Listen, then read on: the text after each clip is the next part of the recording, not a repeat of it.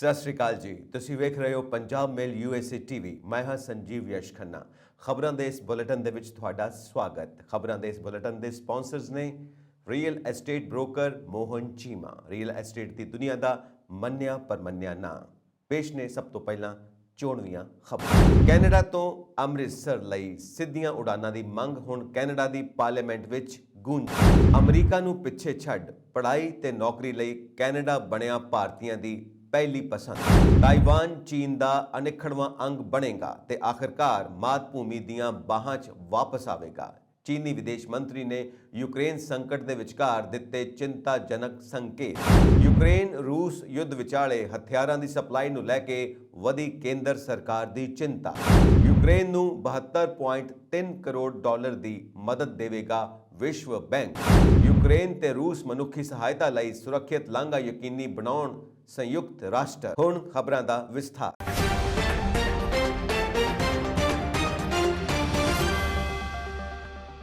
Fly Amritsar initiative ਨੇ British Columbia ਸੂਬੇ ਦੇ ਮਿਸ਼ਨ ਫਰੇਜ਼ਰ ਕੈਨੀਅਨ ਮੈਟਸਕੀ ਖੇਤਰ ਦੀ ਨੁਮਾਇੰਦਗੀ ਕਰਦੇ ਕੈਨੇਡਾ ਦੇ ਸੰਸਦ ਮੈਂਬਰ ਬ੍ਰੈਡ ਵਿਸ ਵੱਲੋਂ ਕੈਨੇਡਾ ਦੇ ਵੈਨਕੂਵਰ ਅਤੇ ਟੋਰਾਂਟੋ ਤੋਂ ਅੰਮ੍ਰਿਤਸਰ ਦੇ ਸ਼੍ਰੀ ਗੁਰੂ ਰਾਮਦਾਸ ਜੀ ਅੰਤਰਰਾਸ਼ਟਰੀ ਹਵਾਈ ਅੱਡੇ ਲਈ ਸਿੱਧੀਆਂ ਉਡਾਣਾਂ ਸ਼ੁਰੂ ਕਰਨ ਦੀ ਮੰਗ ਨੂੰ ਕੈਨੇਡਾ ਦੀ ਸੰਸਦ ਵਿੱਚ ਉਠਾਉਣ ਅਤੇ ਸਰਗਰਮੀ ਨਾਲ ਇਸ ਦੀ ਵਕਾਲਤ ਕਰਨ ਤੇ ਉਹਨਾਂ ਦਾ ਧੰਨਵਾਦ ਕੀਤਾ।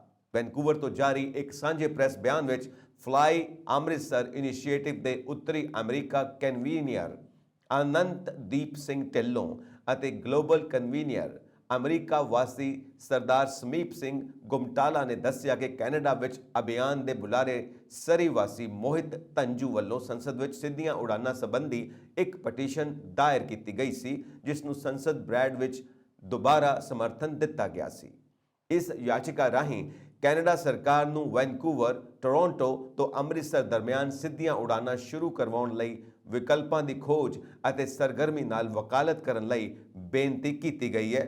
ਉਹਨਾਂ ਜਾਣਕਾਰੀ ਦਿੱਤੀ ਕਿ 30 ਦਿਨਾਂ 12 ਜਨਵਰੀ ਤੋਂ 11 ਫਰਵਰੀ ਤੱਕ ਦੇ ਥੋੜੇ ਸਮੇਂ ਵਿੱਚ ਇਸ ਪਟੀਸ਼ਨ ਉੱਤੇ ਕੈਨੇਡਾ ਦੇ 14,160 ਵਸਨੀਕਾਂ ਨੇ ਆਨਲਾਈਨ ਅਤੇ ਹਜ਼ਾਰਾਂ ਹੋਰਨਾਂ ਨੇ ਕਾਗਜ਼ ਤੇ ਦਸਤਖਤ ਕੀਤੇ। MP ਵਿਸ ਨੇ ਸੰਸਦ ਵਿੱਚ ਸਿੱਧੀਆਂ ਉਡਾਨਾਂ ਸੰਬੰਧੀ ਪਟੀਸ਼ਨ ਤੇ ਸੰਸਦ ਦੀ ਕਾਰਵਾਈ ਦੌਰਾਨ ਬੋਲਦਿਆਂ ਹੋਇਆਂ ਕਿਹਾ ਕਿ mission Matsqui Fraser Canyon British Columbia ਸੂਬੇ ਸਮੇਤ ਕੈਨੇਡਾ ਵਿੱਚ 10 ਲੱਖ 1 ਮਿਲੀਅਨ ਤੋਂ ਵੱਧ ਪੰਜਾਬੀ ਭਾਈਚਾਰਾ ਵਸਦਾ ਹੈ। ਹਰ ਸਾਲ ਸੈਂਕੜੇ ਪਰਿਵਾਰ ਪੰਜਾਬ ਵਿੱਚ ਰਹਿੰਦੇ ਪਰਿਵਾਰਿਕ ਸਾਕ ਸੰਬੰਧੀਆਂ ਦੋਸਤ ਮਿੱਤਰਾਂ ਨੂੰ ਮਿਲਣ ਹਰਿਮੰਦਰ ਸਾਹਿਬ ਅਤੇ ਹੋਰਨਾਂ ਧਾਰਮਿਕ ਅਸਥਾਨਾਂ ਤੇ ਦਰਸ਼ਨਾਂ ਲਈ ਪੰਜਾਬ ਖੇਤਰ ਦੀ ਯਾਤਰਾ ਕਰਦੇ ਨੇ, ਪਰ ਇਸ ਸਮੇਂ ਉਹਨਾਂ ਨੂੰ ਸਿੱਧਾ ਦਿੱਲੀ ਲਈ ਉਡਾਨ ਭਰਨੀ ਪੈਂਦੀ ਹੈ ਅਤੇ ਅੱਗੇ ਫਿਰ ਰੇਲ, ਬੱਸ ਜਾਂ ਹੋਰ ਸਾਧਨਾਂ ਦੁਆਰਾ ਕਈਆਂ ਘੰਟਿਆਂ ਦਾ ਲੰਮਾ ਸਫ਼ਰ ਤੈਅ ਕਰਨਾ ਪੈਂਦਾ ਹੈ। ਇਹ ਕੈਨੇਡਾ ਵਾਸੀ ਵੈਨਕੂਵਰ ਜਾਂ ਟੋਰਾਂਟੋ ਤੋਂ ਅੰਮ੍ਰਿਤਸਰ ਪੰਜਾਬ ਲਈ ਸਿੱਧੀ ਉਡਾਨ ਸੇਵਾ ਦੀ ਮੰਗ ਕਰ ਰਹੇ ਨੇ, ਜਿਸ ਨਾਲ ਯਾਤਰਾ ਦੇ ਸਮੇਂ ਵਿੱਚ ਭਾਰੀ ਕਮੀ ਆਵੇਗੀ।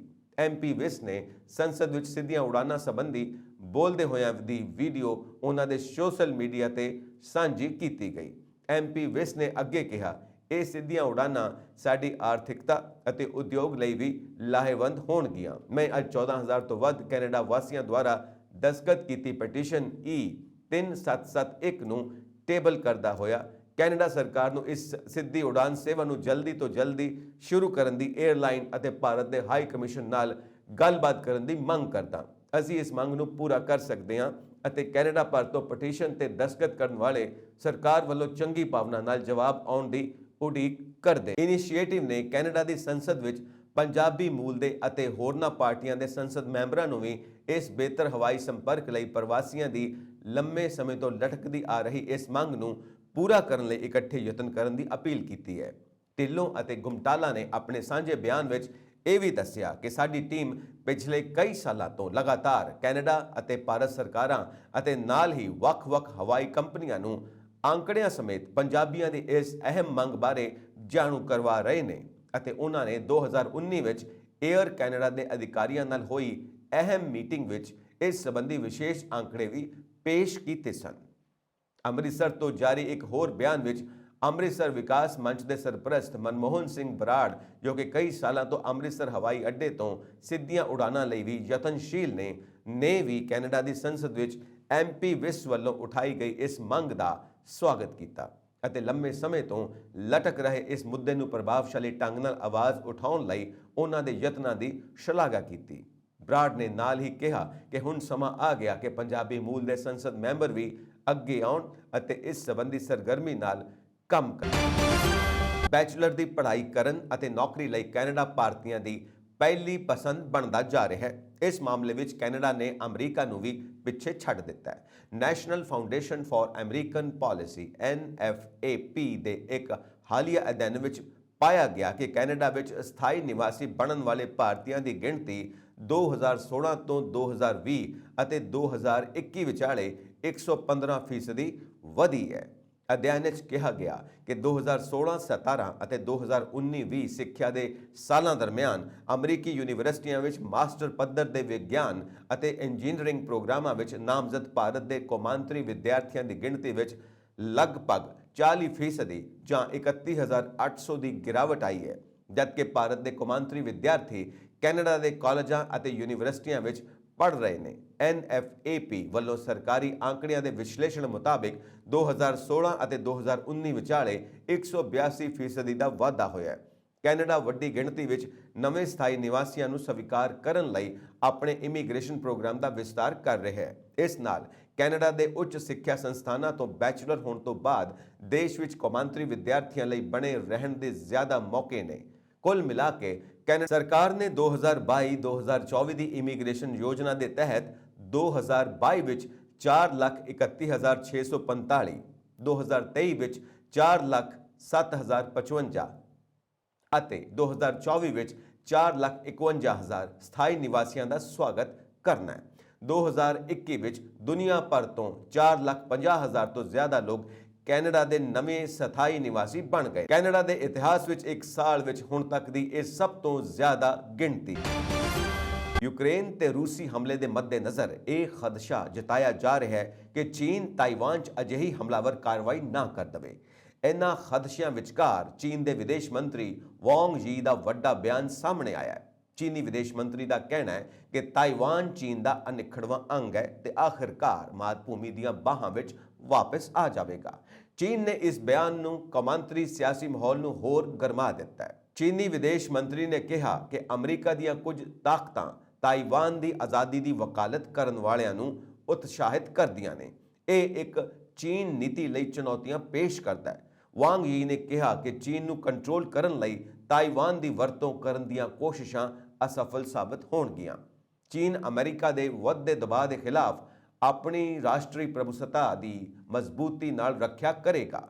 ਚੀਨ ਇਸ ਦੇ ਲਈ ਹਰ ਸੰਭਵ ਕਦਮ ਚੁੱਕਣ ਲਈ ਤਿਆਰ ਹੈ। ਇਸ ਦੇ ਨਾਲ ਹੀ ਤਾਈਵਾਨ ਦੇ ਵਿਦੇਸ਼ ਮੰਤਰੀ ਦਾ ਕਹਿਣਾ ਹੈ ਕਿ ਰੂਸੀ ਹਮਲਾਵਰਾਂ ਖਿਲਾਫ ਲੜ ਰਹੇ ਯੂਕਰੇਨੀਆਂ ਨੇ ਤਾਈਵਾਨ ਦੇ ਲੋਕਾਂ ਨੂੰ ਪ੍ਰੇਰਿਤ ਕੀਤਾ ਹੈ। ਨਿਊਜ਼ ਏਜੰਸੀ ਰਾਇਟਰਸ ਦੀ ਰਿਪੋਰਟ ਮੁਤਾਬਿਕ ਜੋਸਫ ਵੂ ਨੇ ਕਿਹਾ ਕਿ ਵੱਡੇ ਦੇਸ਼ ਦੇ ਹਮਲੇ ਦੇ ਬਾਵਜੂਦ ਯੂਕਰੇਨ ਦੀ ਸਰਕਾਰ ਤੇ ਲੋਕ ਬੇਹੱਦ ਹਿੰਮਤ ਤੇ ਦ੍ਰਿੜ ਇਰਾਦੇ ਨਾਲ ਲੜ ਰਹੇ ਨੇ। ਉਹਨਾਂ ਕਿਹਾ, ਤੁਸੀਂ ਯੂਕਰੇਨੀਅਨ ਵੀ ਤਾਈਵਾਨ ਦੇ ਲੋਕਾਂ ਲਈ ਤਾਨਾਸ਼ਾਹੀ ਧਮਕੀਆਂ ਅਤੇ ਜ਼ਬਰਦਸਤੀ ਦਾ ਸਾਹਮਣਾ ਕਰਨ ਲਈ ਇੱਕ ਪ੍ਰੇਰਣਾ ਹੋ। ਤਾਈਵਾਨ ਇਸ ਸੰਕਟ ਵਿੱਚ ਯੂਕਰੇਨ ਦੇ ਨਾਲ ਖੜਾ ਹੈ। ਯੂਕਰੇਨ ਅਤੇ ਰੂਸ ਵਿਚਾਲੇ ਛਿੜੇ ਯੁੱਧ ਨੂੰ ਲੈ ਕੇ ਦੁਨੀਆ ਭਰ 'ਚ ਕੋਹਰਾਮ ਮਚਿਆ ਹੋਇਆ ਹੈ। ਰੂਸ ਵੱਲੋਂ ਪਰਮਾਣੂ ਬੰਬ ਦੀ ਵਰਤੋਂ ਕਰਨ ਦੀ ਸੰਭਾਵਨਾ ਨੂੰ ਲੈ ਕੇ ਕਈ ਦੇਸ਼ ਸਦਮੇ 'ਚ ਨੇ। ਇਸ ਵਿਚਾਲੇ ਭਾਰਤ ਦੇ ਰੱਖਿਆ ਮੰਤਰੀ ਰਾਜਨਾਥ ਸਿੰਘ ਨੇ ਭਾਰਤੀ ਫੌਜ ਦੇ ਅਧਿਕਾਰੀਆਂ ਨਾਲ ਇੱਕ ਬੈਠਕ ਕੀਤੀ, ਜਿਸ ਵਿੱਚ ਰਸ਼ੀਆ ਅਤੇ ਯੂਕਰੇਨ ਯੁੱਧ ਤੇ ਚਰਚਾ ਕੀਤੀ ਗਈ। ਖਬਰ ਹੈ ਕਿ ਬੈਠਕ 'ਚ ਤਿੰਨੇ ਫੌਜਾਂ ਦੇ ਮੁਖੀਆਂ ਨੇ ਫੌਜ ਨੂੰ ਹੋਣ ਵਾਲੀ ਹਥਿਆਰਾਂ ਦੀ ਸਪਲਾਈ ਤੇ ਚਰਚਾ ਕੀਤੀ। ਜ਼ਿਕਰਯੋਗ ਹੈ ਕਿ ਰਸ਼ੀਆ ਤੇ ਕਈ ਤਰ੍ਹਾਂ ਦੀਆਂ ਪਾਬੰਦੀਆਂ ਲਾਈਆਂ ਗਈਆਂ ਨੇ ਅਤੇ ਭਾਰਤ ਨੂੰ ਹਥਿਆਰਾਂ ਦੇ ਮਾਮਲੇ 'ਚ ਰਸ਼ੀਆ ਤੋਂ ਵੱਡੀ ਖੇਪ ਆਉਂਦੀ ਹੈ। ਇੱਥੋਂ ਤੱਕ ਕਿ ਭਾਰਤ 'ਚ ਤਿਆਰ ਹੋਣ ਵਾਲੇ ਹਥਿਆਰਾਂ ਵਿੱਚ ਵੀ ਰਸ਼ੀਆ ਅਹਿਮ ਭੂਮਿਕਾ ਨਿਭਾਉਂਦਾ ਹੈ। ਇਸ ਸਥਿਤੀ ਵਿੱਚ ਰਾਜਨਾਥ ਸਿੰਘ ਵੱਲੋਂ ਕੀਤੀ ਗਈ ਇਸ ਬੈਠਕ ਨੂੰ ਬੇਹੱਦ ਅਹਿਮ ਸਮਝਿਆ ਜਾ ਰਿਹਾ ਹੈ। ਰੂਸ ਜਿੱਥੇ ਭਾਰਤ ਨੂੰ ਹਥਿਆਰ ਸਪਲਾਈ ਕਰਦਾ ਹੈ, ਉੱਥੇ ਆਮ ਦਿਨਾਂ ਵਿੱਚ ਵਰਤੋਂ ਹੋਣ ਯੋਗ ਭਾਰਤ ਨਾਲ ਫੌਜ ਨਾਲ ਸੰਬੰਧਿਤ ਸਮਾਨ ਦੀ ਸਪਲਾਈ ਰੂਸ ਤੋਂ ਹੁੰਦੀ ਹੈ। ਖਾਸ ਕਰਕੇ ਹਥਿਆਰਾਂ ਦੇ ਕਲ ਪੁਰਜ਼ੇ, ਜਿਨ੍ਹਾਂ ਕਾਰਨ ਹਥਿਆਰ ਬੇਕਾਰ ਹੋ ਗਏ ਨੇ। ਕਲ ਪੁਰਜ਼ਿਆਂ ਦੀ ਸਪਲਾਈ ਲਗਾਤਾਰ ਜਾਰੀ ਰਹੇ। ਇਸ ਸੰਬੰਧੀ ਵੀ ਇਸ ਬੈਠਕ ਵਿੱਚ ਚਰਚਾ ਕੀਤੀ ਗਈ। ਆਰਮੀ, 에ਅਰ ਫੋਰਸ ਅਤੇ ਨੇਵੀ ਦੇ ਅਧਿਕਾਰੀਆਂ ਨਾਲ ਇਸ ਬੈਠਕ ਵਿੱਚ ਰੂਸ ਨਾਲ ਕੀਤੇ ਗਏ ਸਮਝੌਤਿਆਂ ਤੇ ਚਰਚਾ ਕੀਤੀ ਗਈ। ਬਾਕੀ ਦੇਸ਼ਾਂ ਵੱਲੋਂ ਰੂਸ ਤੇ ਪਾਬੰਦੀ ਲਾਉਣ ਪਿੱਛੋਂ ਭਾਰਤ ਬੇਹੱਦ ਸੰਭਲ ਕੇ ਕਦਮ ਚੁੱਕ ਰਿਹਾ ਹੈ। ਅਜਿਹੀ ਸਥਿਤੀ ਵਿੱਚ 에ਅਰ ਫੋਰਸ ਦੇ ਲੜਾਕੂ ਜਹਾਜ਼ ਅਤੇ ਨੇਵੀ ਦੀ ਵਰਤੋਂ ਲਈ ਜ਼ਰੂਰੀ ਸਮਾਨ ਕਿਸ ਤਰ੍ਹਾਂ ਮੰਗਵਾਇਆ ਜਾਏਗਾ ਤੇ ਵੀ ਚਰਚਾ ਹੋਈ। ਪਿਛਲੇ ਕੁਝ ਸਾਲਾਂ ਤੋਂ ਭਾਰਤ ਵਿੱਚ ਸਵੈ ਨਿਰਭਰਤਾ ਨੂੰ ਲੈ ਕੇ ਚਰਚੇ ਚੱਲ ਰਹੇ ਨੇ। ਫੌਜ ਨੂੰ ਵੀ ਸਵੈ ਨਿਰਭਰ ਬਣਾਉਣ ਲਈ ਦੇਸ਼ ਵਿੱਚ ਹਥਿਆਰਾਂ ਦਾ ਨਿਰਮਾਣ ਕੀਤਾ ਜਾ ਰਿਹਾ ਹੈ, ਪਰ ਇਸ ਤੋਂ ਬਾਅਦ ਕਾਫੀ ਸਪੇਅਰ ਪਾਰਟਸ ਅਤੇ ਹੋਰ ਕਲਪੁਰਜ਼ੇ ਵੀ ਰੂਸ ਤੋਂ ਮੰਗਵਾਏ ਜਾਂਦੇ ਨੇ। ਦੂਜੀ ਭਾਸ਼ਾ ਵਿੱਚ ਕਿਹਾ ਜਾਏ ਤਾਂ ਭਾਰਤ ਦੀ ਫੌਜ ਅਜੇ ਵੀ ਰੂਸ ਤੇ ਨਿਰਭਰ ਹੈ। ਜਾਣਕਾਰੀ ਮਿਲੀ ਹੈ ਕਿ ਰੂਸ ਨਾਲ ਚੱਲ ਰਹੇ ਵਪਾਰਕ ਸਮਝੌਤੇ ਅਧੀਨ ਇਸ ਮਹੀਨੇ ਇੱਕ ਵੱਡੀ ਰਕਮ ਦਾ ਭੁਗਤਾਨ ਕੀਤਾ ਜਾਣਾ ਹੈ। ਰੂਸ ਨੂੰ ਜੋ ਭੁਗਤਾਨ ਕੀਤਾ ਜਾ ਰਿਹਾ ਹੈ ਉਸ ਵਿੱਚ ਕਈ ਨਵੀਂ ਤਰ੍ਹਾਂ ਦੇ ਹਥਿਆਰ ਵੀ ਰੂਸ ਵੱਲੋਂ ਮੁਹੱਈਆ ਕਰਵਾਏ ਜਾਣੇ। ਕਈ ਦੇਸ਼ਾਂ ਦੁਆਰਾ ਪਾਬੰਦੀ ਲਾਏ ਜਾਣ ਪਿੱਛੋਂ ਇਹ ਜਾਣਕਾਰੀ ਵੀ ਸਾਹਮਣੇ ਆਈ ਹੈ ਕਿ ਰੂਸ ਨੂੰ ਭਾਰਤ ਵੱਲੋਂ ਜੋ ਕੁਝ ਭੁਗਤਾਨ ਕੀਤਾ ਗਿਆ ਹੈ ਉਹ ਅਜੇ ਅਧਵਾਟੇ ਲਟਕਿਆ ਹੋਇਆ। ਰੂਸ ਦੀਆਂ ਹਥਿਆਰ ਕੰਪਨੀਆਂ ਨੂੰ ਕੀਤੇ ਜਾਣ ਵਾਲੇ ਕੁਝ ਭੁਗਤਾਨ ਤਾਂ ਡਿਕਲਾਈਨ ਹੋ ਗਏ ਨੇ। ਇਸ ਸਥਿਤੀ ਵਿੱਚ ਰੂਸੀ ਕੰਪਨੀਆਂ ਵੱਲੋਂ ਭਾਰਤ ਨੂੰ ਸਮੇਂ ਤੇ ਸਪਲਾਈ ਦੇਣ ਦੇ ਮਾਮਲੇ ਵਿੱਚ ਵੀ ਬੈਠਕ ਵਿੱਚ ਚਰਚਾ ਕੀਤੀ ਗਈ। ਭਾਰਤ ਨੂੰ ਇਹ ਵੀ ਚਿੰਤਾ ਹੈ ਕਿ ਹੁਣ ਜਦੋਂ ਰੂਸ ਯੂਕਰੇਨ ਤੇ ਹਮਲਾ ਕਰ ਚੁੱਕਾ ਹੈ ਤਾਂ ਖੁਦ ਰੂਸ ਨੂੰ ਵੱਡੀ ਮਾਤਰਾ ਵਿੱਚ ਹਥਿਆਰਾਂ ਦੀ ਲੋੜ ਹੋਵੇਗੀ। ਅਜਿਹੀ ਸਥਿਤੀ ਵਿੱਚ ਭਾਰਤ ਨੂੰ ਰੂਸ ਤੋਂ ਹੋਣ ਵਾਲੇ ਹਥਿਆਰਾਂ ਦੀ ਸਪਲਾਈ ਤੇ ਅਸਰ ਪੈ ਸਕਦਾ ਹੈ। ਬੇਸ਼ੱਕ ਰੂਸ ਨੇ ਭਾਰਤ ਨੂੰ ਯਕੀਨ ਦਿਵਾਇਆ ਕਿ ਜੰਗ ਦੀ ਹਾਲਤ ਵਿੱਚ ਵੀ ਭਾਰਤ ਨੂੰ ਦਿੱਤੇ ਜਾਣ ਵਾਲੇ ਹਥਿਆਰਾਂ ਦੀ ਸਪਲਾਈ ਤੇ ਕੋਈ ਅਸਰ ਨਹੀਂ ਪਵੇਗਾ, ਪਰ ਇਹ ਕਿੰਨਾ ਠੀਕ ਹੈ ਸਮਾਂ ਹੀ ਦੱਸੇਗਾ। ਭਾਵੇਂ ਕਿ ਲੁਧਿਆਣਾ ਇੱਕ ਸਨਅਤੀ ਸ਼ਹਿਰ ਵਜੋਂ ਜਾਣਿਆ ਜਾਂਦਾ ਹੈ, ਪਰ ਖੇਡ ਦੇ ਮੈਦਾਨ ਵਿੱਚ ਵੀ ਇਹ ਜ਼ਿਲ੍ਹਾ ਕਿਸੇ ਨਾਲੋਂ ਘੱਟ ਨਹੀਂ ਹੈ। ਇਸ ਜ਼ਿਲ੍ਹੇ 'ਚੋਂ ਬਹੁਤ ਸਾਰੇ ਨਾਮੀ ਖਿਡਾਰੀ ਵਿਸ਼ਵ ਪੱਧਰ ਤੇ ਆਪਣਾ ਚੰਗਾ ਪ੍ਰਦਰਸ਼ਨ ਕਰ ਚੁੱਕੇ ਨੇ। ਇਹਨਾਂ ਖਿਡਾਰੀਆਂ ਨੂੰ ਤਿਆਰ ਕਰਨ ਲਈ ਖੇਡ ਸੰਸਥਾਵਾਂ ਅਤੇ ਖੇਡ ਅਕੈਡਮੀਆਂ ਦਾ ਵੱਡਾ ਵਡਮੁੱਲਾ ਯੋਗਦਾਨ ਹੁੰਦਾ ਹੈ। ਇਸੇ ਤਰ੍ਹਾਂ ਲੁਧਿਆਣਾ ਦੇ ਜੱਸੀਆ ਪਿੰਡ ਵਿਖੇ ਕ੍ਰਿਕਟ ਦੀ ਇੱਕ ਅਕੈਡਮੀ ਪਿਛਲੇ ਕੁਝ ਸਾਲਾਂ ਤੋਂ ਹੋਂਦ ਵਿੱਚ ਆਈ ਹੈ। ਇਸ ਅਕੈਡਮੀ ਨੂੰ ਹੈਬੋਵਾਲ ਇਲਾਕੇ ਦੇ ਕੌਂਸਲਰ ਲਵਲੀਨ ਕੌਰ ਤੂਰ ਅਤੇ ਉਸ ਦੇ ਪਰਿਵਾਰ ਨੇ ਸ਼ੁਰੂ ਕਰਨ ਵਿੱਚ ਅਹਿਮ ਭੂਮਿਕਾ ਨਿਭਾਈ ਸੀ। ਤੂਰ ਪਰਿਵਾਰ ਵੱਲੋਂ ਕ੍ਰਿਕਟ ਖੇਡ ਮੈਦਾਨ ਲਈ 5 ਏਕੜ ਤੋਂ ਵੱਧ ਥਾਂ ਅਕੈਡਮੀ ਬਣਾਉਣ ਲਈ ਦਿੱਤੀ ਗਈ ਹੈ, ਜੋ ਕਿ ਅੱਜ ਦੇ ਜ਼ਮਾਨੇ ਵਿੱਚ ਮੁਸ਼ਕਿਲ ਹੀ ਨਹੀਂ ਸਗੋਂ ਨਾਮੁਮਕਿਨ ਵੀ ਹੈ, ਕਿਉਂਕਿ ਜਿਸ ਇਲਾਕੇ ਵਿੱਚ ਇਹ ਅਕੈਡਮੀ ਸਥਾਪਿਤ ਕੀਤੀ ਗਈ ਹੈ ਉੱਥੇ ਜ਼ਮੀਨ ਦਾ ਭਾਅ ਹੀ ਆਸਮਾਨ ਛੂ ਰਿਹਾ ਹੈ। ਸੈਂਕੜਿਆਂ ਦੀ ਗਿਣਤੀ ਵਿੱਚ ਖਿਡਾਰੀ ਇਸ Guru Nanak sports cricket academy ਵਿੱਚ ਕ੍ਰਿਕਟ ਦੀ ਕੋਚਿੰਗ ਲੈਣ ਲਈ ਪਹੁੰਚਦੇ ਨੇ। ਤੂਰ ਪਰਿਵਾਰ ਦੇ ਨਿਰੰਜਨ ਸਿੰਘ ਤੂਰ, ਹਰਦੀਪ ਸਿੰਘ ਸਾਬੀ ਤੂਰ, ਹਰਬੰਸ ਸਿੰਘ ਤੂਰ, ਦਲਜੀਤ ਸਿੰਘ ਤੂਰ, ਵਰਿੰਦਰ ਸਿੰਘ ਤੂਰ, ਹਰਮੀਤ ਸਿੰਘ ਤੂਰ ਦੀ ਦੇਖਰੇਖ ਹੇਠ ਚੱਲ ਰਹੀ ਇਹ ਅਕੈਡਮੀ ਆਉਣ ਵਾਲੇ ਸਮੇਂ ਵਿੱਚ ਅੰਤਰਰਾਸ਼ਟਰੀ ਖਿਡਾਰੀ ਪੈਦਾ ਕਰਨ ਵਿੱਚ ਕਾਮਯਾਬ ਹੋ ਸਕਦੀ ਹੈ। ਜਦੋਂ ਪੰਜਾਬ ਮੇਲ ਦੀ ਟੀਮ ਇਸ ਖੇਡ ਮੈਦਾਨ ਵਿੱਚ ਪਹੁੰਚੀ ਤਾਂ ਉੱਥੇ ਖਿਡਾਰੀ ਪ੍ਰੈਕਟਿਸ ਕਰ ਰਹੇ ਸਨ। ਪੰਜਾਬ ਮੇਲ ਦੀ ਟੀਮ ਵੱਲੋਂ ਬੱਚਿਆਂ ਨੂੰ ਹੱਲਾਸ਼ੇਰੀ ਦਿੱਤੀ ਗਈ। ਇਸ ਟੀਮ ਵਿੱਚ ਅਮਰੀਕਾ ਤੋਂ ਵਿਸ਼ੇਸ਼ ਤੌਰ ਤੇ ਪਹੁੰਚੇ ਗੁਰਜਤਿੰਦਰ ਸਿੰਘ ਰੰਧਾਵਾ, ਜਰਖੜ ਖੇਡ ਅਕੈਡਮੀ ਤੋਂ ਜਗਰੂਪ ਸਿੰਘ ਜਰਖੜ ਅਤੇ ਕੁਲਦੀਪ ਸਿੰਘ ਕਵੱਦੀ ਵੀ ਸ਼ਾਮਲ ਸਨ। ਵਿਸ਼ਵ ਬੈਂਕ ਸਮੂਹ ਨੇ ਕਿਹਾ ਹੈ ਕਿ ਉਹਨਾਂ ਦੇ ਕਾਰਜਕਾਰੀ ਨਿਰਦੇਸ਼ਕ ਬੋਰਡ ਨੇ ਯੂਕਰੇਨ ਨੂੰ ਕੁੱਲ 72.3 ਕਰੋੜ ਡਾਲਰ ਦੀ ਵਿੱਤੀ ਸਹਾਇਤਾ ਨੂੰ ਮਨਜ਼ੂਰੀ ਦੇ ਦਿੱਤੀ ਹੈ। ਵਿਸ਼ਵ ਬੈਂਕ ਨੇ ਸੋਮਵਾਰ ਨੂੰ ਆਪਣੇ ਬਿਆਨ ਵਿੱਚ ਕਿਹਾ, ਵਿਸ਼ਵ ਬੈਂਕ ਦੇ ਕਾਰਜਕਾਰੀ ਨਿਰਦੇਸ਼ਕ ਬੋਰਡ ਨੇ ਅੱਜ ਯੂਕਰੇਨ ਲਈ 48.9 ਕਰੋੜ ਡਾਲਰ ਦੇ ਪੂਰਕ ਬਜਟ ਸਹਾਇਤਾ ਪੈਕੇਜ ਨੂੰ ਮਨਜ਼ੂਰੀ ਦੇ ਦਿੱਤੀ ਹੈ, ਜਿਸ ਨੂੰ ਯੂਕਰੇਨ ਨੂੰ ਆਰਥਿਕ ਸੰਕਟ ਤੋਂ ਬਾਹਰ ਕੱਢਣ ਜਾਂ ਮੁਕਤ ਯੂਕਰੇਨ ਦਾ ਵਿੱਤ ਪੋਸ਼ਣ ਕਿਹਾ ਜਾ ਸਕਦਾ ਹੈ। ਬਿਆਨ ਵਿੱਚ ਕਿਹਾ ਗਿਆ, ਬੋਰਡ ਵੱਲੋਂ ਪ੍ਰਵਾਨਿਤ ਪੈਕੇਜ ਵਿੱਚ 35.0 ਕਰੋੜ ਡਾਲਰ ਦਾ ਇੱਕ ਪੂਰਕ ਕਰਜ਼ਾ ਹੈ ਅਤੇ 13.9 ਕਰੋੜ ਡਾਲਰ ਦੀ ਗਾਰੰਟੀ ਵੀ ਸ਼ਾਮਿਲ ਹੈ। 13.4 ਕਰੋੜ ਡਾਲਰ ਦੀ ਗ੍ਰਾਂਟ ਫੰਡਿੰਗ ਅਤੇ 10.0 ਕਰੋੜ ਡਾਲਰ ਦੀ ਸਮਾਨਾਂਤਰ ਫੰਡਿੰਗ ਨੂੰ ਵੀ ਇਕੱਠਾ ਕੀਤਾ ਜਾ ਰਿਹਾ ਹੈ। ਇਸ ਤਰ੍ਹਾਂ ਕੁੱਲ ਪੈਕੇਜ 72.3 ਕਰੋੜ ਡਾਲਰ ਦਾ ਹੋਵੇਗਾ। ਬਿਆਨ ਵਿੱਚ ਕਿਹਾ ਗਿਆ ਕਿ ਵਿੱਤੀ ਸਹਾਇਤਾ ਯੂਕਰੇਨੀ ਸਰਕਾਰ ਨੂੰ ਆਪਣੇ ਨਾਗਰਿਕਾਂ ਨੂੰ ਸੇਵਾਵਾਂ ਪ੍ਰਦਾਨ ਕਰਨ ਵਿੱਚ ਮਦਦ ਕਰੇਗੀ, ਜਿਸ ਵਿੱਚ ਹਸਪਤਾਲ ਦੇ ਕਰਮਚਾਰੀਆਂ ਲਈ ਤਨਖਾਹ, ਬਜ਼ੁਰਗਾਂ ਲਈ ਪੈਨਸ਼ਨ ਅਤੇ ਕਮਜ਼ੋਰ ਸਮੂਹਾਂ ਲਈ ਸਮਾਜਿਕ ਪ੍ਰੋਗਰਾਮ ਸ਼ਾਮਿਲ ਹਨ। ਸੰਯੁਕਤ ਰਾਸ਼ਟਰ ਦੇ ਮਨੁੱਖਤਾਵਾਦੀ ਉਦਮਾਂ ਦੇ ਮੁਖੀ ਮਾਰਟਿਨ ਗ੍ਰਿਫਿਥਸ ਨੇ ਯੂਕਰੇਨ ਤੇ ਰੂਸ ਨੂੰ ਅਪੀਲ ਕੀਤੀ ਹੈ ਕਿ ਉਹ ਨਾਗਰਿਕਾਂ ਨੂੰ ਨਿਕਲਣ ਲਈ ਅਤੇ ਪੀੜਤਾਂ ਤੱਕ ਮਾਨਵੀ ਸਹਾਇਤਾ ਦੇ ਪਹੁੰਚਣ ਲਈ ਸੁਰੱਖਿਅਤ ਲਾਂਘਾ ਯਕੀਨੀ ਬਣਾਉਣ। ਸੰਗਠਨ ਵੱਲੋਂ ਇਹ ਬਿਆਨ ਰੂਸ ਤੇ ਯੂਕਰੇਨ ਦਰਮਿਆਨ ਜਾਰੀ ਦੂਸ਼ਣਬਾਜ਼ੀ ਕਾਰਨ ਆਇਆ, ਜਿਸ ਵਿੱਚ ਉਹਨਾਂ ਨੇ ਲੋਕਾਂ ਨੂੰ ਨਿਕਲਣ ਦੇਣ ਲਈ ਤੈਅ ਰੂਟ ਉੱਪਰ ਗੋਲਾਬੰਦੀ ਭੰਗ ਕਰਨ ਦੇ ਇਲਜ਼ਾਮ ਲਗਾਏ।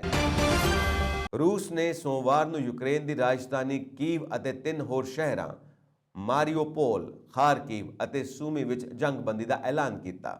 ਜੰਗਬੰਦੀ ਮਾਸਕੋ ਦੇ ਸਮੇਂ ਅਨੁਸਾਰ ਸਵੇਰੇ 10 ਵਜੇ ਤੋਂ ਲਾਗੂ ਹੋਵੇਗੀ। ਯੂਕਰੇਨ ਦੇ 4 ਸ਼ਹਿਰਾਂ ਤੋਂ ਨਾਗਰਿਕਾਂ ਨੂੰ ਕੱਢਣ ਲਈ ਜੰਗਬੰਦੀ ਦਾ ਐਲਾਨ ਕੀਤਾ ਗਿਆ। ਰੂਸੀ ਫੌਜ ਨੇ ਯੂਕਰੇਨ ਵਿੱਚ ਕਈ ਮਾਨਵਤਾਵਾਦੀ ਗਲਿਆਰੇ ਖੋਲ੍ਹਣ ਦਾ ਐਲਾਨ ਕੀਤਾ।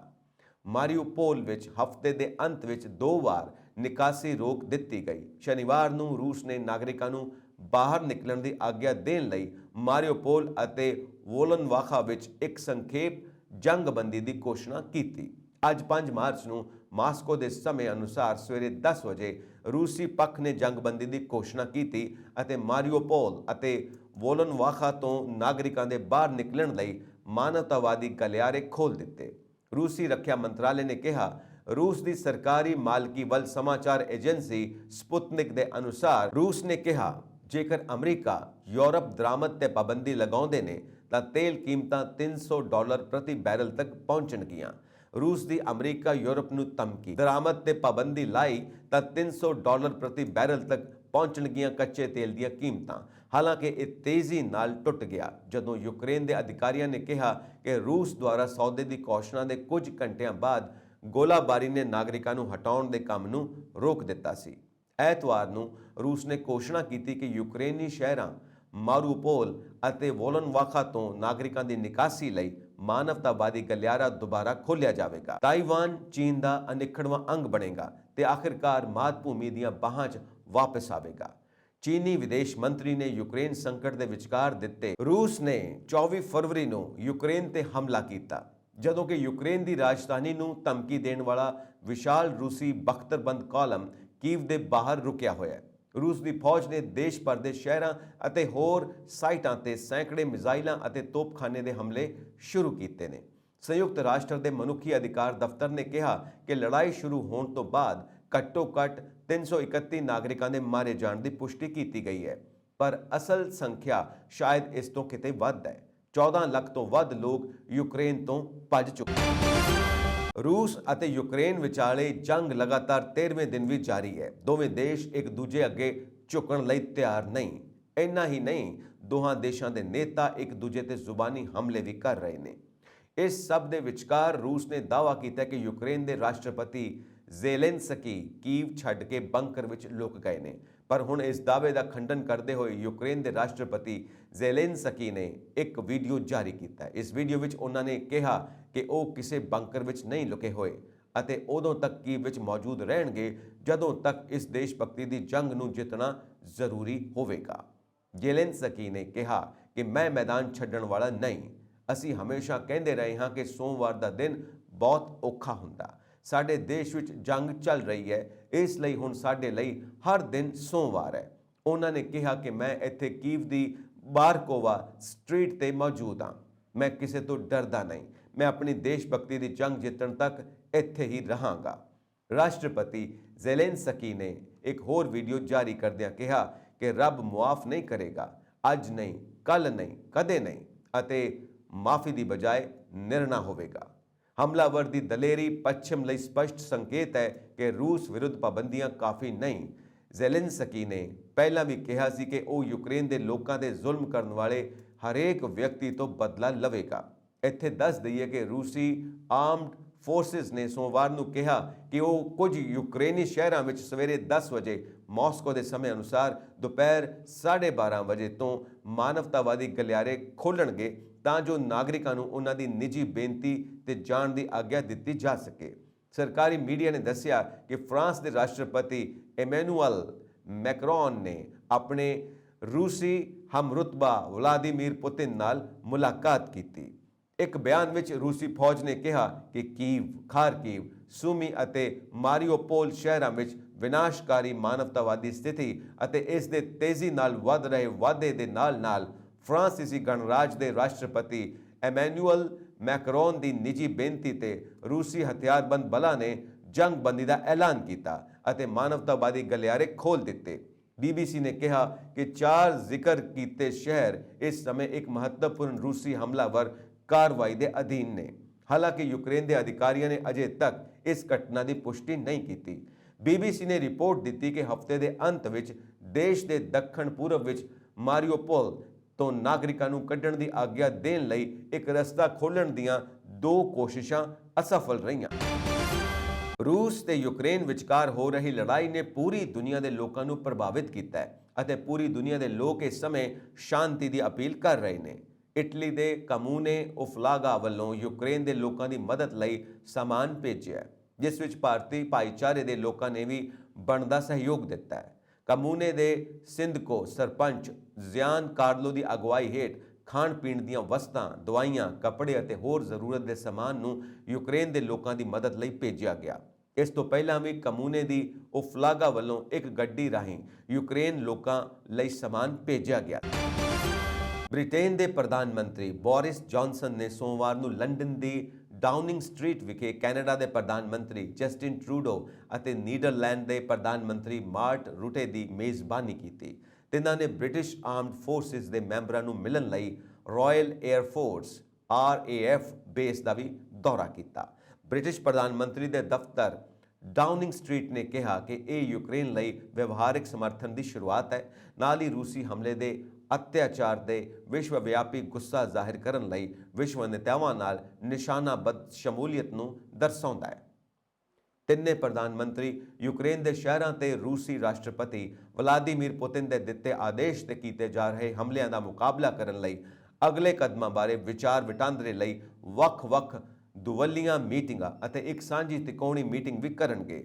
ਜੌਨਸਨ ਨੇ ਕਿਹਾ ਕਿ ਰੂਸ ਦੇ ਗੈਰ ਕਾਨੂੰਨੀ ਅਤੇ ਬੇਰਹਿਮ ਹਮਲੇ ਤੋਂ ਬਾਅਦ ਅਸੀਂ ਦੇਖਿਆ ਕਿ ਦੁਨੀਆ ਯੂਕਰੇਨ ਦੇ ਅਦੁੱਤੀ ਲੋਕਾਂ ਨਾਲ ਏਕਤਾ ਵਿੱਚ ਖੜੀ ਹੈ। ਉਹਨਾਂ ਨੇ ਕਿਹਾ ਕਿ ਯੂਕੇ ਦੀ ਸਹਾਇਤਾ ਪਹਿਲਾਂ ਹੀ ਉਹਨਾਂ ਲੋਕਾਂ ਤੱਕ ਪਹੁੰਚ ਰਹੀ ਹੈ ਜਿਨ੍ਹਾਂ ਨੂੰ ਇਸ ਦੀ ਸਭ ਤੋਂ ਵੱਧ ਜ਼ਰੂਰਤ ਹੈ। ਜ਼ਰੂਰੀ ਸਪਲਾਈ ਅਤੇ ਡਾਕਟਰੀ ਸਹਾਇਤਾ ਵੀ ਪ੍ਰਦਾਨ ਕੀਤੀ ਜਾ ਰਹੀ ਹੈ। ਹਾਲਾਂਕਿ ਸਿਰਫ ਪੁਤਿਨ ਹੀ ਯੂਕਰੇਨ ਦੇ ਦੁੱਖ ਨੂੰ ਪੂਰੀ ਤਰ੍ਹਾਂ ਖਤਮ ਕਰ ਸਕਦੇ ਨੇ। ਅੱਜ ਦਾ ਨਵਾਂ ਫੰਡ ਵਿਗੜਦੀ ਮਾਨਵਤਾਵਾਦੀ ਸਥਿਤੀ ਦਾ ਸਾਹਮਣਾ ਕਰ ਰਹੇ ਲੋਕਾਂ ਦੀ ਮਦਦ ਕਰਨਾ ਜਾਰੀ ਰੱਖੇਗਾ। ਉਹਨਾਂ ਦਾ ਇਹ ਬਿਆਨ ਉਸ ਸਮੇਂ ਆਇਆ ਜਦੋਂ ਬ੍ਰਿਟੇਨ ਨੇ ਕਿਹਾ ਕਿ ਉਸ ਨੇ ਰੂਸ ਦੇ ਬਿਨਾਂ ਭੜਕਾਹਟ ਅਤੇ ਗੈਰ ਕਾਨੂੰਨੀ ਹਮਲੇ ਕਾਰਨ ਪੈਦਾ ਹੋਏ ਵਿੱਤੀ ਦਬਾਅ ਨੂੰ ਘੱਟ ਕਰਨ ਲਈ ਯੂਕਰੇਨ ਸਰਕਾਰ ਦੇ ਬਜਟ ਨੂੰ ਸਿੱਧੇ ਤੌਰ ਤੇ 10 ਕਰੋੜ ਅਮਰੀਕੀ ਡਾਲਰ ਦੀ ਵਾਧੂ ਰਕਮ ਅਲਾਟ ਕੀਤੀ ਗਈ। ਰੂਸ ਦੇ ਉਪ ਪ੍ਰਧਾਨ ਮੰਤਰੀ ਅਲੈਗਜ਼ੈਂਡਰ ਨੋਵੈਕ ਨੇ ਸੋਮਵਾਰ ਨੂੰ ਚੇਤਾਵਨੀ ਦਿੱਤੀ ਕਿ ਰੂਸੀ ਤੇਲ ਦੀ ਦਰਾਮਦ ਤੇ ਪਾਬੰਦੀ ਦੇ ਘਾਤਕ ਨਤੀਜੇ ਹੋਣਗੇ ਜੇਕਰ ਪੱਛਮੀ ਸਹਿਯੋਗੀ ਯੂਕਰੇਨ ਨੂੰ ਲੈ ਕੇ ਮਾਸਕੋ ਤੇ ਹੋਰ ਪਾਬੰਦੀਆਂ ਤੇ ਵਿਚਾਰ ਕਰਦੇ ਨੇ। ਨੋਵੈਕ ਨੇ ਰੂਸੀ ਨਿਊਜ਼ ਏਜੰਸੀਆਂ ਵੱਲੋਂ ਕੀਤੀਆਂ ਟਿੱਪਣੀਆਂ ਦੌਰਾਨ ਕਿਹਾ, ਰਸ਼ੀਅਨ ਤੇਲ ਤੇ ਪਾਬੰਦੀ ਦੇ ਵਿਸ਼ਵ ਬਾਜ਼ਾਰ ਲਈ ਘਾਤਕ ਨਤੀਜੇ ਨਿਕਲਣਗੇ। ਕੀਮਤਾਂ 'ਚ ਵਾਧਾ ਅਣਅਨੁਮਾਨਿਤ ਹੋਵੇਗਾ, ਪ੍ਰਤੀ ਬੈਰਲ $300 ਤੋਂ ਵੱਧ, ਜੇ ਇਸ ਤੋਂ ਵੱਧ ਨਹੀਂ। ਨੋਵੈਕ ਨੇ ਅੱਗੇ ਕਿਹਾ ਕਿ ਯੂਰੋਪੀਅਨ ਮਾਰਕੀਟ 'ਚ ਰੂਸੀ ਤੇਲ ਦਾ ਬਦਲ ਇੰਨੀ ਜਲਦੀ ਲੱਭਣਾ ਅਸੰਭਵ ਹੈ। ਇਸ ਵਿੱਚ 1 ਸਾਲ ਤੋਂ ਵੱਧ ਸਮਾਂ ਲੱਗੇਗਾ ਅਤੇ ਇਹ ਯੂਰੋਪੀਅਨ ਖਪਤਕਾਰਾਂ ਲਈ ਬਹੁਤ ਮਹਿੰਗਾ ਹੋਵੇ। ਯੂਰੋਪੀਅਨ ਸਿਆਸਤਦਾਨਾਂ ਨੂੰ ਫਿਰ ਇਮਾਨਦਾਰੀ ਨਾਲ ਆਪਣੇ ਨਾਗਰਿਕਾਂ ਖਪਤਕਾਰਾਂ ਨੂੰ ਚੇਤਾਵਨੀ ਦੇਣੀ ਚਾਹੀਦੀ ਹੈ ਕਿ ਜੇਕਰ ਦਰਾਮਦ ਬੰਦ ਹੋਈ ਤਾਂ ਉਹਨਾਂ ਗੈਸ ਸਟੇਸ਼ਨਾਂ, ਤੇਲ ਕੀਮਤਾਂ, ਬਿਜਲੀ ਆਦਿ ਸਾਰਿਆਂ ਲਈ ਬਹੁਤ ਜ਼ਿਆਦਾ ਭੁਗਤਾਨ ਕਰਨਾ ਪਵੇਗਾ। ਨੋਵੈਕ ਨੇ ਕਿਹਾ ਕਿ ਰੂਸੀ ਤੇਲ ਤੇ ਪਾਬੰਦੀ ਦੀ ਗੱਲਬਾਤ ਅਸਥਿਰਤਾ ਪੈਦਾ ਕਰ ਸਕਦੀ ਹੈ ਤੇ ਖਪਤਕਾਰਾਂ ਲਈ ਇਹ ਨੁਕਸਾਨਦਾਇਕ ਸਾਬਤ ਹੋ ਸਕਦਾ ਹੈ। ਉਹਨਾਂ ਅੱਗੇ ਕਿਹਾ ਕਿ ਨਾਰਡ ਸਟਰੀਮ 2 ਪਾਈਪਲਾਈਨ ਪ੍ਰੋਜੈਕਟ ਅਤੇ ਰੋਕ ਦੇ ਬਦਲੇ ਵਜੋਂ ਰੂਸ ਨਾਰਡ ਸਟਰੀਮ ਪਾਈਪਲਾਈਨ ਰਾਹੀਂ ਸਪਲਾਈ ਰੋਕ ਸਕਦਾ। ਨੋਵਾਕ ਨੇ ਕਿਹਾ, ਹੁਣ ਤੱਕ ਅਸੀਂ ਇਹ ਫੈਸਲਾ ਨਹੀਂ ਕੀਤਾ, ਕਿਸੇ ਨੂੰ ਵੀ ਇਸ ਦਾ ਫਾਇਦਾ ਨਹੀਂ ਹੋਵੇਗਾ। ਯੂਕਰੇਨ ਨਾਲ ਜਾਰੀ ਟਕਰਾਅ ਦਰਮਿਆਨ ਰੂਸ ਨੇ ਅੱਜ ਮੁੜ ਗੋਲਾਬੰਦੀ ਅਤੇ ਆਮ ਨਾਗਰਿਕਾਂ ਨੂੰ ਯੂਕਰੇਨ ਛੱਡਣ ਲਈ ਸੁਰੱਖਿਅਤ ਲਾਂਘੇ ਦੇਣ ਦਾ ਐਲਾਨ ਕੀਤਾ। ਇਹ ਲਾਂਘੇ ਮੁੱਖ ਤੌਰ ਤੇ ਰੂਸ ਤੇ ਉਸ ਦੇ ਭਾਈਵਾਲ ਬੈਲਾਰੂਸ ਤੋਂ ਹੋ ਕੇ ਜਾਣਗੇ। ਰੂਸੀ ਸਦਰ ਪੁਤਿਨ ਨੇ ਕਿਹਾ ਕਿ ਕੀਵ ਸ਼ਰਤਾਂ ਮੰਨਦਾ ਹੈ ਤਾਂ ਮਾਸਕੋ ਹਮਲਿਆਂ ਨੂੰ ਰੋਕ ਸਕਦਾ ਹੈ। ਯੂਕਰੇਨ ਤੇ ਹੋਰਨਾਂ ਮੁਲਕਾਂ ਨੇ ਸੁਰੱਖਿਅਤ ਲਾਂਘੇ ਬਾਰੇ ਵਿਸ਼ੇਸ਼ ਰੂਟਾਂ ਨੂੰ ਲੈ ਕੇ ਰੂਸ ਦੀ ਨੁਕਤਾਚੀਨੀ ਕੀਤੀ। ਉਧਰ ਨਵੇਂ ਲਾਂਘਿਆਂ ਦੇ ਐਲਾਨ ਦੇ ਬਾਵਜੂਦ ਰੂਸ ਨੇ ਕੁਝ ਯੂਕਰੇਨੀ ਸ਼ਹਿਰਾਂ ਨੂੰ ਰੌਕਟਾਂ ਨਾਲ ਨਿਸ਼ਾਨਾ ਬਣਾਇਆ ਤੇ ਕੁਝ ਖੇਤਰਾਂ ਵਿੱਚ ਗੋਲਾਬਾਰੀ ਜਾਰੀ ਰੱਖੀ। ਇਸ ਦੌਰਾਨ ਦੋਵਾਂ ਧਿਰਾਂ ਨੇ ਤੀਜੇ ਗੇੜ ਦੀ ਗੱਲਬਾਤ ਲਈ ਸਹਿਮਤੀ ਦਿੱਤੀ ਹੈ। ਯੂਕਰੇਨੀ ਰਾਸ਼ਟਰਪਤੀ ਵਲਾਦੀਮੀਰ ਜ਼ੈਲੈਂਸਕੀ ਨੇ ਤੇਲ ਸਮੇਤ ਰੂਸੀ ਉਤਪਾਦਾਂ ਦੇ ਆਲਮੀ ਬਾਈਕਾਟ ਦਾ ਸੱਦਾ ਦਿੱਤਾ। ਆਮ ਨਾਗਰਿਕਾਂ ਨੂੰ ਸੁਰੱਖਿਅਤ ਲਾਂਘਾ ਦੇਣ ਦੀ ਉੱਠ ਰਹੀ ਮੰਗ ਦਰਮਿਆਨ ਰੂਸ ਦੇ ਰੱਖਿਆ ਮੰਤਰੀ ਨੇ ਅੱਜ ਕਿਹਾ ਕਿ ਨਾਗਰਿਕਾਂ ਨੂੰ ਰਾਜਧਾਨੀ ਕੀਵ, ਦੱਖਣੀ ਸ਼ਹਿਰੀ ਸਾਹਿਲ ਮਾਰੀਓਪੋਲ ਅਤੇ ਖਾਰਕੀਵ ਦੇ ਸੂਮੀ ਸ਼ਹਿਰ ਛੱਡਣ ਦੀ ਖੁੱਲ੍ਹ ਦਿੱਤੀ ਜਾਵੇਗੀ। ਉਧਰ UN ਨੇ ਰੂਸ ਤੇ ਯੂਕਰੇਨ ਦਰਮਿਆਨ ਜਾਰੀ ਟਕਰਾਅ ਵਿੱਚ ਕੁਝ ਸੈਂਕੜੇ ਨਾਗਰਿਕਾਂ ਦੇ ਮਾਰੇ ਜਾਣ ਦਾ ਦਾਅਵਾ ਕੀਤਾ ਹੈ। UN ਨੇ ਚੇਤਾਵਨੀ ਦਿੱਤੀ ਹੈ ਕਿ ਮੌਤ ਦੇ ਅੰਕੜਿਆਂ ਨੂੰ ਘਟਾ ਕੇ ਪੇਸ਼ ਕੀਤਾ ਜਾ ਰਿਹਾ ਹੈ। ਖਾਰਕੀਵ ਪੁਲਿਸ ਨੇ ਕਿਹਾ ਕਿ ਸੋਮਵਾਰ ਨੂੰ 209 ਲੋਕ ਮਾਰੇ ਗਏ ਸਨ, ਜਿਨ੍ਹਾਂ ਵਿੱਚੋਂ 133 ਆਮ ਨਾਗਰਿਕ ਨੇ। ਰੂਸ ਵੱਲੋਂ ਕੀਤੇ ਹਮਲੇ ਮਗਰੋਂ ਹੁਣ ਤੱਕ 17 ਲੱਖ ਲੋਕ ਯੂਕਰੇਨ ਚੋਂ ਹਿਜਰਤ ਕਰ ਗਏ ਨੇ। UN ਦੀ ਰਿਫਿਊਜੀ ਏਜੰਸੀ ਨੇ ਕਿਹਾ ਕਿ ਦੂਜੀ ਆਲਮੀ ਜੰਗ ਮਗਰੋਂ ਇਹ ਤੇਜ਼ੀ ਨਾਲ ਵੱਧਦਾ ਸ਼ਰਨਾਰਥੀ ਸੰਕਟ ਹੈ। ਏਜੰਸੀ ਨੇ ਕਿਹਾ ਕਿ ਮਾਰੀਓਪੋਲ ਵਿੱਚ ਖਾਣ ਪੀਣ ਦੀ ਦਵਾਈਆਂ ਦੀ ਤੇ ਹੋਰ ਸਪਲਾਈ ਦੀ ਵੱਡੀ ਕਿੱਲਤ ਹੋ ਗਈ ਹੈ। ਯੂਕਰੇਨ ਦੇ ਉਪ ਪ੍ਰਧਾਨ ਮੰਤਰੀ ਇਰੀਨਾ ਵੇਰੇਸ਼ਚਕ ਨੇ ਕਿਹਾ ਰੂਸ ਦੇ ਉਪ ਪ੍ਰਧਾਨ ਮੰਤਰੀ ਇਰੀਨਾ ਵੇਰੇਸ਼ਚਕ ਨੇ ਕਿਹਾ ਕਿ ਰੂਸ ਨੇ ਗੋਲੀਬੰਦੀ ਦੀ ਆਪਣੀ ਸਜਰੀ ਪੇਸ਼ਕਸ਼ ਵਿੱਚ ਸੁਰੱਖਿਅਤ ਲਾਂਘੇ ਲਈ ਜਿਹੜੇ ਰੂਟ ਰੱਖੇ ਨੇ ਉਹ ਰੂਸ ਜਾਂ ਇਸ ਦੇ ਭਾਈਵਾਲ ਬੇਲਾਰੂਸ ਵੱਲ ਨੂੰ ਜਾਂਦੇ ਨੇ। ਉਹਨਾਂ ਕਿਹਾ ਸਾਨੂੰ ਇਹ ਪੇਸ਼ਕਸ਼ ਸਵੀਕਾਰ ਨਹੀਂ।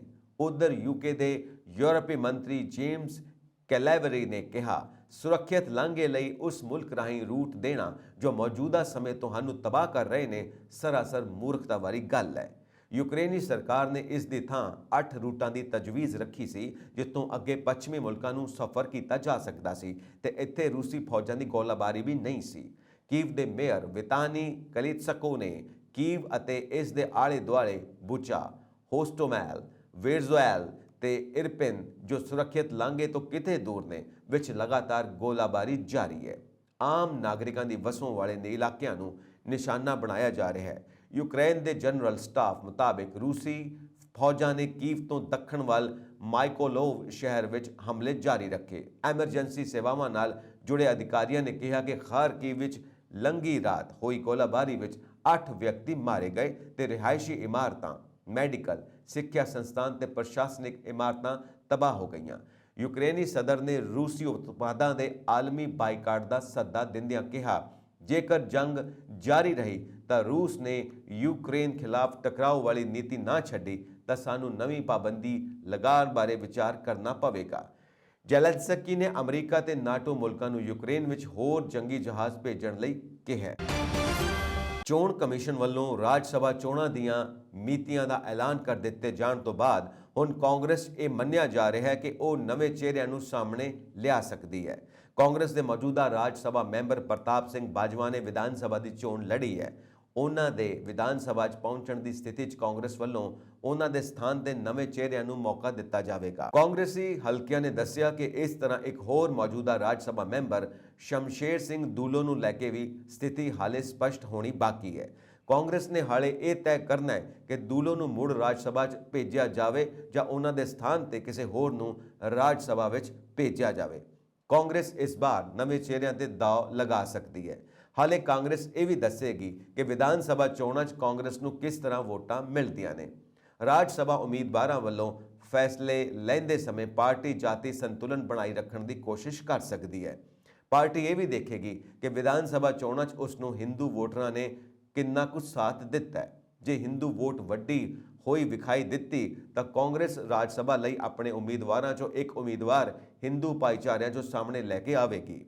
ਕਾਂਗਰਸ ਨੇ ਹਾਲੇ ਇਹ ਤੈਅ ਕਰਨਾ ਹੈ ਕਿ ਕਿਸ ਧਰਮ ਅਤੇ ਜਾਤੀ ਨਾਲ ਸੰਬੰਧਿਤ ਨੇਤਾਵਾਂ ਨੂੰ ਰਾਜ ਸਭਾ ਲਈ ਚੁਣਿਆ ਜਾਵੇ। ਸੰਭਵ ਹੀ ਪੰਜਾਬ ਨਾਲ ਸੰਬੰਧਿਤ ਨੇਤਾਵਾਂ ਨੂੰ ਵੀ ਰਾਜ ਸਭਾ 'ਚ ਥਾਂ ਦਿੱਤੀ ਜਾਵੇਗੀ। ਕਾਂਗਰਸ ਇਹ ਵੀ ਦੇਖੇਗੀ ਕਿ ਅਗਲੀਆਂ ਲੋਕ ਸਭਾ ਚੋਣਾਂ ਤੋਂ ਪਹਿਲਾਂ ਹੁਣ ਉਸ ਨੂੰ ਕਿਸ ਤਰ੍ਹਾਂ ਦੀ ਸਿਆਸੀ ਰਣਨੀਤੀ ਤੇ ਕੰਮ ਕਰਨਾ ਪੈ ਸਕਦਾ ਹੈ। ਰੂਸ ਅਤੇ ਯੂਕਰੇਨ ਦਰਮਿਆਨ ਜਾਰੀ ਜੰਗ ਦਾ ਬੁਰਾ ਅਸਰ ਦਿਖਾਈ ਦੇਣ ਲੱਗ ਪਿਆ ਹੈ। ਇਸ ਕਾਰਨ ਦੁਨੀਆ ਭਰ ਦੇ ਸ਼ੇਅਰ ਬਾਜ਼ਾਰਾਂ 'ਚ ਜ਼ੋਰਦਾਰ ਗਿਰਾਵਟ ਆਈ ਹੈ ਅਤੇ ਦੂਜੇ ਪਾਸੇ ਕੱਚੇ ਤੇਲ ਦਾ ਰੇਟ ਅਸਮਾਨ ਤੇ ਪਹੁੰਚ ਗਿਆ ਹੈ। ਅੱਜ ਕੱਚੇ ਤੇਲ ਦੇ ਰੇਟ 'ਚ ਸਾਲ 2008 ਤੋਂ ਬਾਅਦ ਸਭ ਤੋਂ ਵੱਡਾ ਉਛਾਲ ਆਇਆ ਅਤੇ ਇਸ ਦੀ ਕੀਮਤ $129.50 ਪ੍ਰਤੀ ਬੈਰਲ ਨੂੰ ਪਾਰ ਕਰ ਗਈ। ਪੱਛਮੀ ਦੇਸ਼ ਲਗਾਤਾਰ ਰੂਸ ਤੇ ਆਪਣੀਆਂ ਪਾਬੰਦੀਆਂ ਤੇਜ਼ ਕਰਦੇ ਆ ਰਹੇ ਨੇ। ਸੰਯੁਕਤ ਰਾਜ ਅਮਰੀਕਾ ਅਤੇ ਯੂਰਪੀ ਸਹਿਯੋਗੀ ਰੂਸੀ ਤੇਲ ਦੀ ਦਰਾਮਦ ਤੇ ਪਾਬੰਦੀ ਲਗਾਉਣ ਤੇ ਵਿਚਾਰ ਕਰ ਰਹੇ ਨੇ। ਇਸ ਕਾਰਨ ਬ੍ਰੈਂਟ $139.13 ਪ੍ਰਤੀ ਬੈਰਲ ਅਤੇ WTI $130.50 ਤੇ ਪਹੁੰਚ ਗਿਆ। ਸੋਮਵਾਰ ਨੂੰ ਤੜਕੇ ਕੱਚੇ ਤੇਲ ਦੀ ਕੀਮਤ 'ਚ ਅਚਾਨਕ $10 ਦੀ ਤੇਜ਼ੀ ਆ ਗਈ ਅਤੇ ਇਸ ਨੇ 14 ਸਾਲਾਂ ਦੇ ਉੱਚ ਪੱਧਰ ਨੂੰ ਛੂ ਲਿਆ। ਜ਼ਿਕਰਯੋਗ ਹੈ ਕਿ ਸਾਲ 2008 ਵਿੱਚ ਕੱਚਾ ਤੇਲ $147 ਪ੍ਰਤੀ ਬੈਰਲ ਤੱਕ ਪਹੁੰਚ ਗਿਆ। ਕੌਮਾਂਤਰੀ ਪੱਧਰ ਤੇ ਨਿਊਯਾਰਕ ਵਿੱਚ ਬ੍ਰੈਂਟ ਕਰੂਡ ਦੀ ਕੀਮਤ 10% ਦੇ ਵਾਧੇ ਨਾਲ $129.50 ਪ੍ਰਤੀ ਬੈਰਲ ਤੇ ਸੀ, ਜਦਕਿ ਅਮਰੀਕੀ ਕਰੂਡ 8.93% ਵੱਧ ਕੇ $126.00 ਪ੍ਰਤੀ ਬੈਰਲ ਤੱਕ ਪਹੁੰਚ ਗਿਆ ਸੀ। ਮਾਹਿਰਾਂ ਮੁਤਾਬਿਕ ਰੂਸ ਅਤੇ ਯੂਕਰੇਨ ਦਰਮਿਆਨ ਜੰਗ ਹੋਰ ਅੱਗੇ ਵੱਧਦੀ ਹੈ ਤਾਂ ਕਰੂਡ ਆਇਲ ਦੇ ਰੇਟ $185 ਪ੍ਰਤੀ ਬੈਰਲ ਤੱਕ ਪਹੁੰਚ ਸਕਦੇ ਨੇ। ਇੱਥੇ ਤੁਹਾਨੂੰ ਦੱਸ ਦਈਏ ਕਿ ਕੌਮਾਂਤਰੀ ਪੱਧਰ ਤੇ ਜੇ ਕੱਚੇ ਤੇਲ ਦੀਆਂ ਕੀਮਤਾਂ 'ਚ $1 ਦਾ ਵਾਧਾ ਹੁੰਦਾ ਹੈ ਤਾਂ ਭਾਰਤ ਵਿੱਚ ਪੈਟਰੋਲ ਡੀਜ਼ਲ ਦਾ ਰੇਟ 50-60 ਪੈਸੇ ਵੱਧ ਜਾਂਦਾ ਹੈ। ਅਜਿਹੇ 'ਚ ਉਤਪਾਦਨ ਘੱਟ ਹੋਣ ਅਤੇ ਸਪਲਾਈ 'ਚ ਰੁਕਾਵਟ ਕਾਰਨ ਇਸ ਦੇ ਰੇਟ 'ਚ ਤੇਜ਼ੀ ਆਉਣੀ ਤੈਅ ਹੈ ਅਤੇ ਉਮੀਦ ਹੈ ਕਿ ਕੱਚਾ ਤੇਲ $150 ਪ੍ਰਤੀ ਬੈਰਲ ਤੋਂ ਪਾਰ ਪਹੁੰਚਣ ਨਾਲ ਭਾਰਤ ਵਿੱਚ ਪੈਟਰੋਲ ਡੀਜ਼ਲ ਦੀਆਂ ਕੀਮਤਾਂ 'ਚ ਵਾਧਾ ਹੋਵੇਗਾ।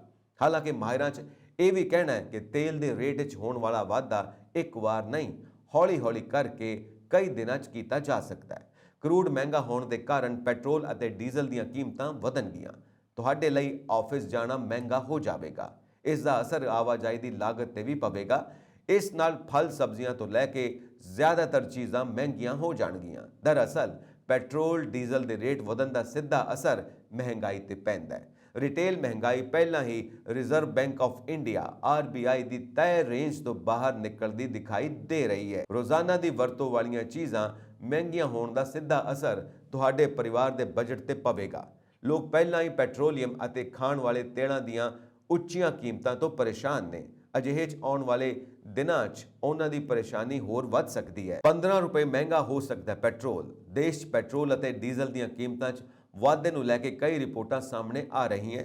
ਇਹਨਾਂ ਰਿਪੋਰਟਾਂ ਦੀ ਮੰਨੀਏ ਤਾਂ ਆਉਣ ਵਾਲੇ 2-4 ਦਿਨਾਂ ਦੇ ਅੰਦਰ ਹੀ ਦੇਸ਼ 'ਚ ਪੈਟਰੋਲ ਡੀਜ਼ਲ ਦੇ ਰੇਟ 'ਚ ਕਰਮਵਾਰ 15 ਤੋਂ 22 ਰੁਪਏ ਤੱਕ ਦਾ ਵਾਧਾ ਕੀਤਾ ਜਾ ਸਕਦਾ ਹੈ। ਦਰਅਸਲ ਰਿਪੋਰਟ 'ਚ ਕਿਹਾ ਗਿਆ ਕਿ ਘਰੇਲੂ ਤੇਲ ਕੰਪਨੀਆਂ ਨੂੰ ਸਿਰਫ ਲਾਗਤ ਦੀ ਭਰਪਾਈ ਲਈ 16 ਮਾਰਚ ਜਾਂ ਉਸ ਤੋਂ ਪਹਿਲਾਂ ਪੈਟਰੋਲ ਡੀਜ਼ਲ ਦੀਆਂ ਕੀਮਤਾਂ 12 ਪ੍ਰਤੀ ਲੀਟਰ ਵਧਾਉਣੀਆਂ ਪੈਣਗੀਆਂ।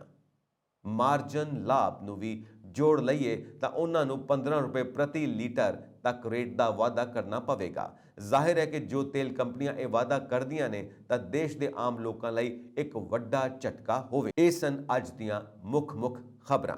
ਹੋਰ ਅਪਡੇਟਸ ਦੇ ਲਈ ਵੇਖਦੇ ਰਹੋ ਪੰਜਾਬ ਮੇਲ USA TV। ਸਤਿ ਸ੍ਰੀ ਅਕਾਲ।